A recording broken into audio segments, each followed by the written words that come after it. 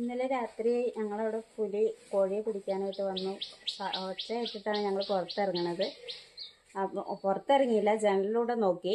അപ്പോൾ കൂട് ഒരു സൈഡ് പൊളിച്ചിട്ടിട്ടുണ്ട്. അത് കാരണം ഞങ്ങൾ പുറത്തേക്ക് വന്നില്ല. പുലിയായിരിക്കും, 2 ദിവസം മുമ്പ് ഇവിടെ പുലി വന്നതാണ്. അത് കാരണം പുലിയാന്ന് കരുതി ഞങ്ങൾ പുറത്തിറങ്ങാനൊന്നും നിന്നില്ല. അവിടുന്ന് സൗണ്ടൊക്കെ ഉണ്ടാക്കിയിട്ട് പിന്നെ രാവിലെ നോക്കുമ്പോൾ ഒരു 8 കോഴികളെ കൊണ്ടുപോയിട്ടില്ല.